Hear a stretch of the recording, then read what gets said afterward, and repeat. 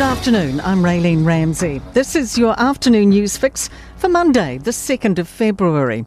The government's promising more consistency as it launches a new way to report on student achievement. Prime Minister Chris Luxon and Education Minister Erica Stanford are announcing a nationally consistent way to assess students before they get to secondary school. Erica Stanford says children will be given one of 5 progress indicators on twice-yearly progress checks. Parents will get a really good idea of the progress in reading, writing and maths and the individual strands within reading and writing and maths so that they know how their children are doing and how they can help at home. Te Pāti Māori's lawyer says expelled MP Maria Meno Kapakingi is relying on linguistic extremities in order to prove her case. She's applied to the High Court to have her expulsion for misusing party funds ruled void. Her lawyer says Kapakingi didn't misspend party funds as they were parliamentary funds.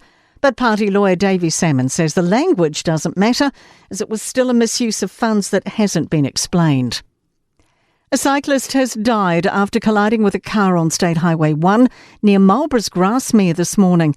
Police were notified of the crash about 7:30. They say another person has moderate injuries. A warning from the Climate Commission around the target to be net zero by 2050. A report uploaded by Parliament's Environment Select Committee shows the Commission wants the government to implement extra policies on renewables, transport and agriculture. Here's senior political reporter Azaria Howell. The Commission found plans were insufficient for the third emissions budget to be met.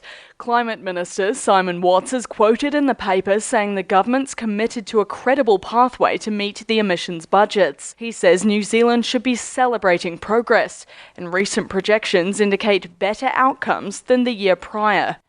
The new 12-month prescription rules are being dubbed a missed opportunity. As of yesterday, those with long-term conditions can receive 12-month prescriptions, reducing GP visits and saving about $100 in yearly fees.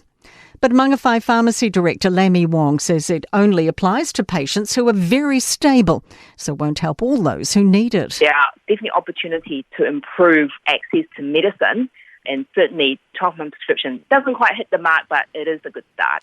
Wong says funding pharmacists to monitor patient medication would have been a better way of improving access.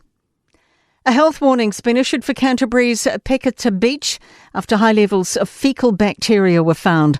The National Public Health Service says the water quality isn't suitable for recreational use, including swimming. Humidity in Auckland's hit 93%. Met Services temperatures in the super city aren't expected to drop much lower than 29 degrees today. Meanwhile, a heat alert has been issued for Napier, which has hit 31 degrees, with warnings for people to keep hydrated, seek shade and check vulnerable people, pets and livestock.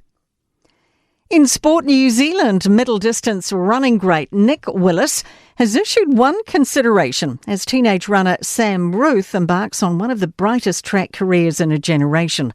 Also, a secondary school prodigy, Willis says they need to allow him to still act like a teenager. Australian Tennis Open Tournament Director Craig Tiley is proposing women's matches go to the best of 5 sets from the quarterfinals.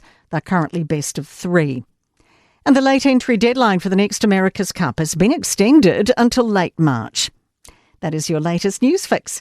We'll be back with the next update tomorrow morning from the Newstalk ZB newsroom.